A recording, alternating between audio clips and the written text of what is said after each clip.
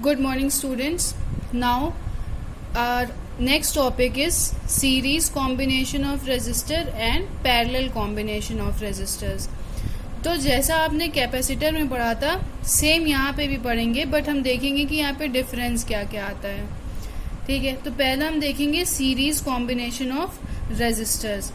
First thing जो हम इसमें मेंशन करेंगे, first point, but before first point इनकी सेटअप देख लो कि सीरीज में आपका कैसा होता है, इन सीरियल, एंड पैरेलल में क्या होता है, आपके रेजिस्टर्स पैरेलल में सेटअप होते हैं. कुछ कुछ तो आपको डायग्राम से भी समझ में आ रहा होगा, बट देखते हैं है क्या. तो फर्स्ट पॉइंट अगर हम मेंशन करें इसमें डिफरेंस की, तो सीरीज के लिए क्या होता है, there is a single path for current,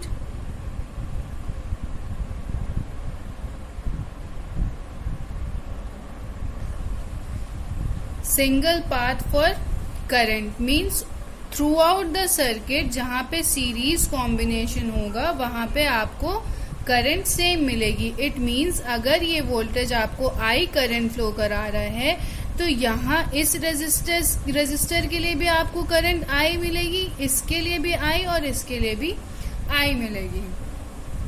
clear.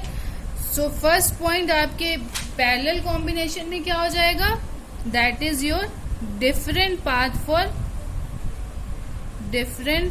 For current. It means अगर ये वोल्टेज आपको आई करंट फ्लो करा रहा है तो आपके हर रेजिस्टर के लिए करंट डिफरेंट हो जाएगी, मीन्स डिस्ट्रीब्यूट हो जाएगी. सो अगर डिस्ट्रीब्यूट हुई तो यहाँ आपका I1, यहाँ I2, and for R3 it will be your I3. Clear. Second point आपका क्या हो सकता है, ये तो हो गई करंट की बात. नेक्स्ट आपका क्या है, नेक्स्ट है आपका no junction between the resistors. No, it is very important point. No junction. Series हम पहचानेंगे कैसे कि ये सीरीज में है. दो रेजिस्टर के बीच में कहीं पे भी या कितने भी रेजिस्टर हो, उन रेजिस्टर्स के बीच में जंक्शन नहीं होना चाहिए. जैसे हम ये डायग्राम देखेंगे तो इसमें R1, R2, R3 है, बट जंक्शंस हमें कहाँ कहाँ मिल रहे हैं, A and B.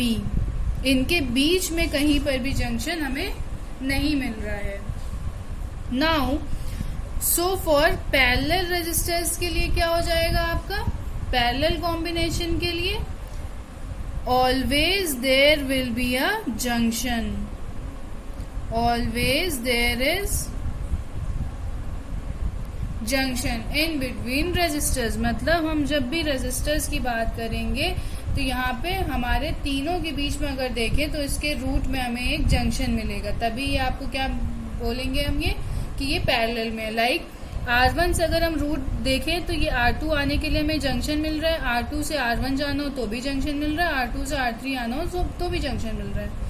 A and B are junction. So कहीं पे भी हमने मेंशन किया, कहीं से भी किसी भी रजिस्टर से किसी और पे जाओगे तो हमें बीच में क्या मिलेगा, जंक्शन मिलेगा. So for parallel always there is a junction.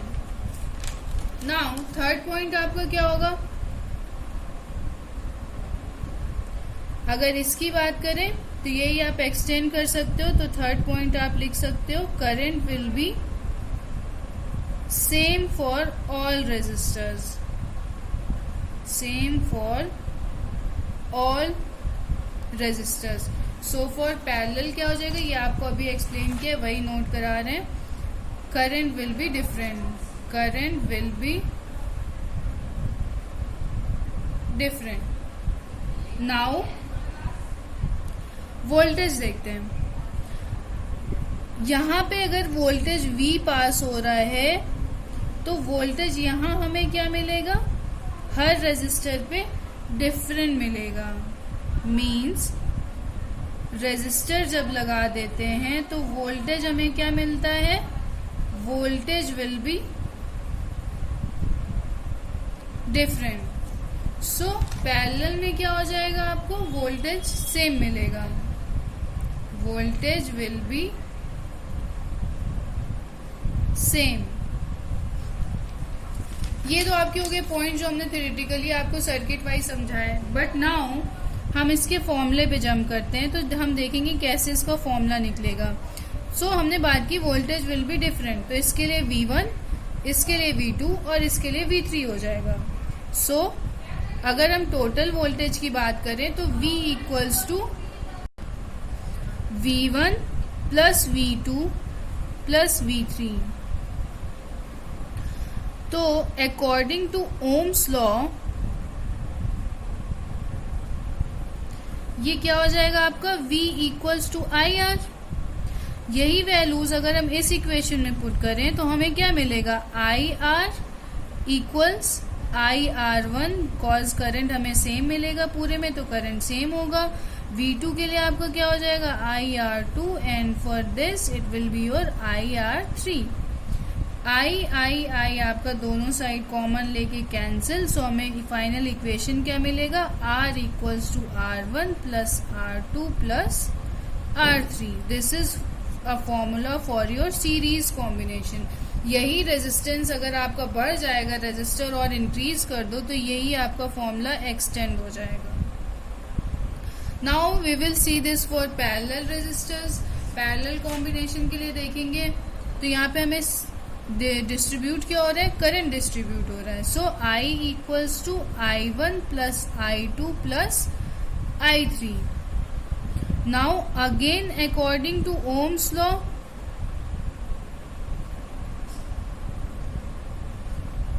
V equals to IR and so we can write I equals to V by R।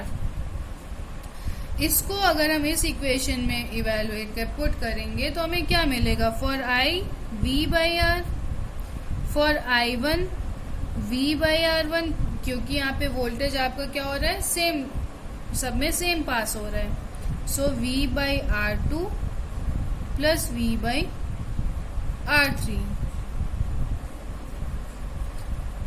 Now V and V will be cancelled from both the sides, common लेके, तो हमें final equation क्या मिलेगा, 1 by R equals to 1 by R1 plus 1 by R2 and plus 1 by R3। This is for your parallel combination. यहाँ पे capacitor के opposite जा रहा है। नाउ सेम फॉर हियर, अगर ये पैरेलल में आपके रेजिस्टर्स इंक्रीज कर जाते तो ये भी आपका इंक्रीज करता जाता, मींस 1 by R4 लिख सकते थे, 1 by R5 लिख सकते थे, यहाँ पे आप 1 by R4 प्लस R5 लिख सकते थे। Clear? Now we will see numerical on this. Now look at this question. There is given a circuit like this and we have to find equivalent resistance and current in each resistor. First of all we will look for the junctions. Here are 4 junction given, that is your A, B, C and D. अब हम first के लिए solve करेंगे equivalent resistance के लिए। सो उसके लिए हम करेंगे क्या, पहले इसको रिजॉल्व करेंगे फिर इसको करेंगे। अगेन हम जब भी याद रखना, जब भी आप रेजिस्टेंस की क्वेश्चन सॉल्व करते हो या कैपेसिटेंस के करते हो तो सर्किट जरूर रीड्रॉ करना। ऑलवेज सिंप्लीफाई करने के लिए टाइम थोड़ा लगेगा बट कभी उसमें एरर नहीं आएगी आपकी, कभी एरर नहीं ला पाओगे, हमेशा वो आपका एकदम एग्जैक्ट सॉल्व होगा। फर्स्ट हम देखेंगे तो यहाँ पे पैरेलल में है, ये पैरेलल में है, तो हम इसको सिंप्लीफाई करेंगे पहले। तो आप इसको एज्यूम कर सकते हो R1, ये एज्यूम कर लो आप R2 and this will be your R3 and so ये लास्ट आपका बचेगा R4। Now these two are in parallel, तो हमें मिल जाएगा 1 by R1 हम निकालेंगे, ये दोनों का सम है। सो 1 by ये भी 4 दिया है प्लस 1 by 4 दिया है, सॉल्व किया 2 by 4 इक्वल्स टू 1 by 2। सो R1 की वैल्यू हमें मिल गई 2 ओम। नाउ R2 के लिए देखेंगे तो 1 by R2 equals to 1 by 12 plus 1 by 6 equals to 3/12 equals to 1/4। R2 हमें मिल गया 4 ओम। अब हमें सिंप्लीफाइड सर्किट बनानी है, तो क्या बनेगा, ये हो गया आपका R1 सॉरी, ये हो गया आपका R3, ये हो गया आपका R2 and here we will get R4 and this is your voltage. Now equivalent हम आराम से निकाल सकते हैं। सो R इक्विवेलेंट आपका क्या आ जाएगा, अब हमने देखा अब सारे हमें क्या मिल रहे हैं, सीरीज में मिल रहे हैं। इनके बीच जो जंक्शंस थे अब उनका कोई मतलब नहीं है, क्योंकि हम किसी भी रजिस्टर से कहीं भी जा रहे हैं तो हमें सीरीज मिल रहा है। ठीक है, नाउ सीरीज मीन्स सबका सम हो जाएगा। R1 हमने निकाला 2, R3 आपका गिवन है 1, R2 हमने निकाला 4, R4 आपका गिवन है 1। सो R इक्विवेलेंट आपका आ जाएगा 8 ओम, मीन्स इक्विवेलेंट रेजिस्टेंस मिल गया 8 ओम।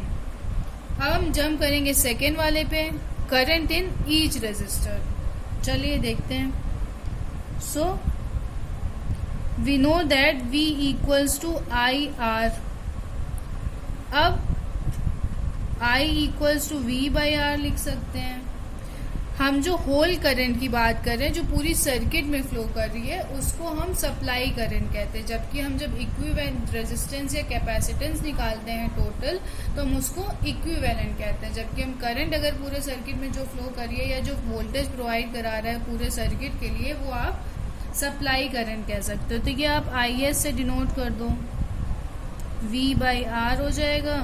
वोल्टेज आपका 16 आ रहा है एंड इक्विवेलेंट आपका 8 है। तो जो आपकी टोटल करंट फ्लो कर रही है, मतलब ये जो वोल्टेज प्रोवाइड कराएगा करंट, क्योंकि अब आपको इक्विवेलेंट रेजिस्टेंस भी पता है, वोल्टेज भी पता है, तो आपको करंट पता चल जाएगा यहाँ से कि टोटल करंट क्या फ्लो कर रही है।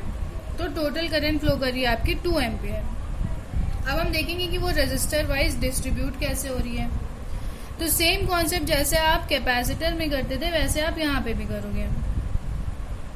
अब ये R1 है, तो इसके लिए हमने एज्यूम कर लिया करंट I1, मतलब इस पूरे में हमने I1 एज्यूम किया कि करंट फ्लो कर रही है। तो अब ये पैरेलल में है, पैरेलल में करंट आपकी डिफरेंट थी, तो यहाँ पे डिस्ट्रीब्यूट हो जाएगी। अब डिस्ट्रीब्यूट कैसे होगी, ये 4 ओम है, ये 4 ओम है, तो हमें ये तो पक्का पता है कि दोनों में करंट सेम जाएगी, मतलब जो भी डिस्ट्रीब्यूट होगी वो इक्वली 50-50 होगी। तो देखते हैं I1 के लिए, I1 इक्वल्स टू 2, मतलब यहाँ से 2 एम्पियर करंट फ्लो किया, वो यहाँ पे डिवाइड होगी। यहाँ पे देखना I1 करंट जो यहाँ से वोल्टेज फ्लो किया करंट, वो 2 एम्पियर था। यही सीरीज में है तो ये आपकी चारों में जा रही है 2 एम्पियर, बट यहाँ पे पैरेलल है तो यहाँ डिवाइड होगी और R2 पे डिवाइड होगी। बाकी R3 और R4 के लिए आपको क्या मिल जाएगा, मीन्स अगर हम करंट की बात करें तो I3 equals to I4 equals to 2 ampere ही रहेगा। हमें ये जो डिस्ट्रीब्यूट हो रहा है इसके लिए निकालना है। सो देखेंगे I1 2, तो ओम्स लॉ के according V1 equals to I1 R1। V1 आपका आ जाएगा 2 इंटू 2 एम्पियर करंट भी, और यहाँ पे आपका जो हमने इक्विवेलेंट निकाला था वो 2 था। तो वोल्टेज क्या है, 4 फ्लो कर रहा है। तो अब 4 ओम के लिए जब आप निकालोगे तो आपका आ जाएगा I4 equals to V1 by R।